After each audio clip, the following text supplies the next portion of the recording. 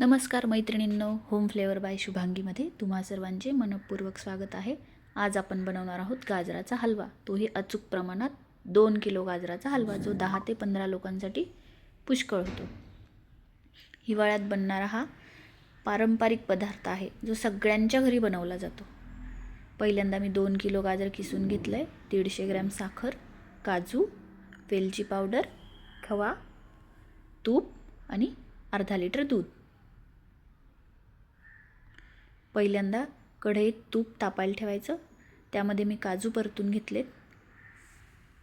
हे तुम्हाला वाटलं तर असे तुपात परतून मग त्यात टाका, किंवा मग डायरेक्ट टाकले तरीही चालेल, पण तुपात परतल्यावर त्याची चव छान लागते, म्हणून मी तुपात थोडेसे गोल्डन होईपर्यंत परतलेत. तूप खूप तापू द्यायचं नाही, थोडंसं तापलं की काजू त्यात परतून घ्यायचे, म्हणजे ते गोल्डन कलरचे छान परतले जातात.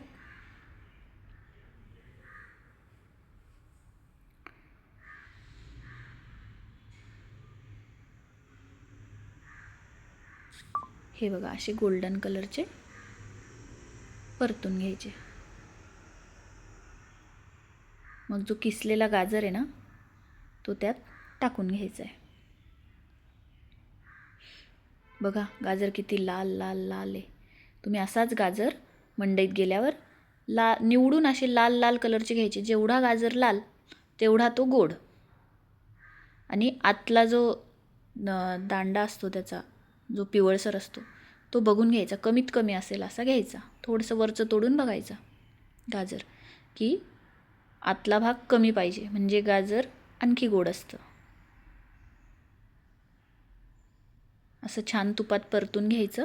एक 5 ते 10 मिनटं छान परतून घ्यायचं, कारण गाजर हा ओलसर असतो आणि त्यातला ओलावा थोडा तरी कमी झाला पाहिजे, म्हणजे मग त्याचा कुकिंग टाईम कमी होतो. गाजर छान परतलं तर ते शिजायला कमी वेळ घेतं. असं गाजर शिलून घ्यायचं व्यवस्थित. हे बघा, असं ओलसर भाग असतो ना,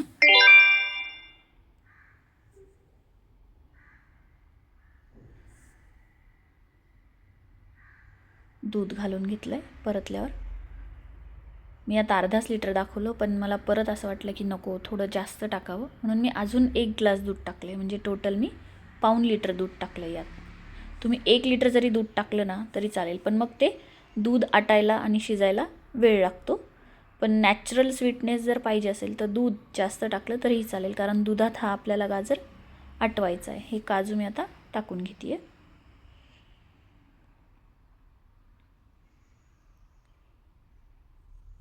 हे असं छान शिजू द्यायचं दुधामध्ये.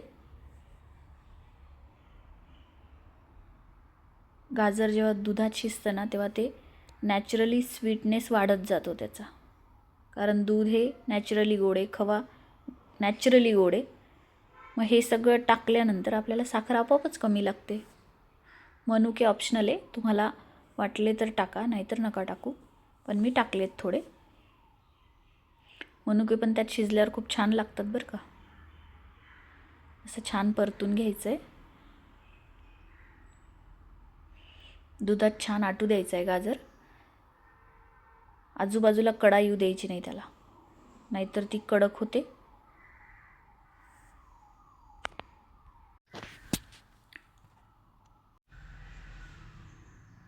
एक 20 ते 25 मिनटं लागतात, कारण गाजर आपलं जास्त आहे ना, 2 किलो, त्यामुळे थोडासा कुकिंग टाईम पण वाढतो.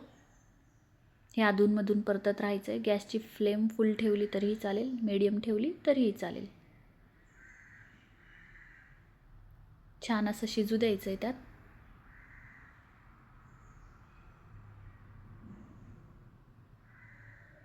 हे बघा, असं सगळं काढत राहायचं. जेव्हाही हलवू तेव्हा हे आजूबाजूचं काढत राहायचं. आणि शक्यतो कढई ही जाड बुडाचीच घ्यायची किंवा जाड घ्यायची.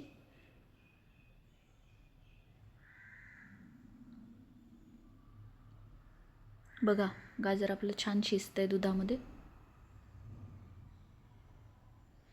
दुधात छान आटवून, दूध हे छान आटवून घ्यायचं त्या गाजरात.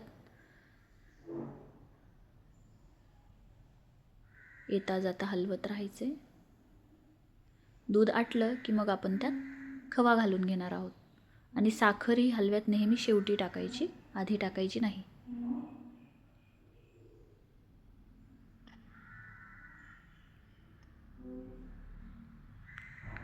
ह्या दिवसात आपली आई पण नेहमी बनवायची ना गाजराचा हलवा. ती सवय आपोआप आपल्याकडे येते.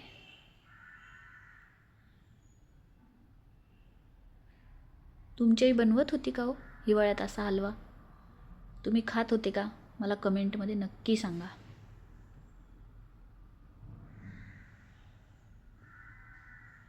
असं छान परतून घ्यायचा.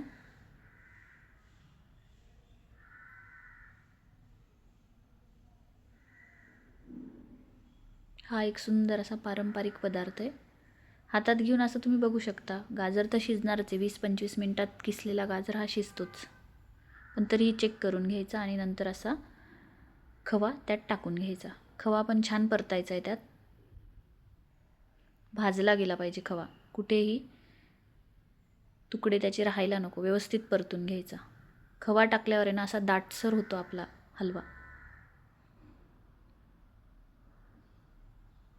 हे बघा कसा घट्टसर असा बनत चालला. खव्याने ना एक वेगळाच रिचनेस येतो त्याला आणि चव पण अप्रतिम लागते. तुम्ही नक्की करून बघा आणि मला कमेंटमध्ये सांगा की तुमचा गाजराचा हलवा कसा झाला आहे.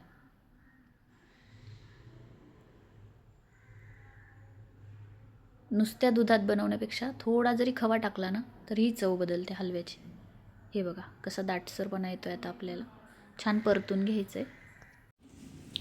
छान असं गाजर परतलं गेलं आहे आपलं खव्यामध्ये. आता साखर टाकून घ्यायची. 100 ते 150 ग्रॅम साखर पुष्कळ झाली. तुम्हाला गोड आवडत असेल तर 200 ग्रॅमपर्यंत साखर खूप होईल. त्यापेक्षा जास्त टाकू नका. साखर पण छान परतून घ्यायची. साखर वितळली का परत थोडासा ओलावा येतो गाजराच्या हलव्याला. थोडं घ्यायचं परतून 1-10 मिनटं.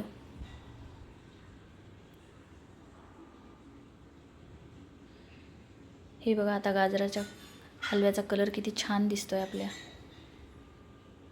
तुम्ही बघू शकत असाल. तुम्हाला थोडा ओलसर हवा असेल तर राहू द्या, नाहीतर मग थोडा आटू द्या. आणखी घट्ट असा पाहिजे असेल तर. हे बघा आटून आता मी असा ठेवला आहे थोडासा ओलसर, कारण कढई गरम असते. आपण त्यातून जर नाही काढला तर परत थोडासा आकसतो तो. शेवटी वेलची पावडर टाकून घ्यायची. वेलची शेवटी टाकायची म्हणजे त्याचा सुवास जो आहे तो त्याच्यात तसाच राहतो आणि चव पण छान लागते हलव्याची. Thank you so much watching.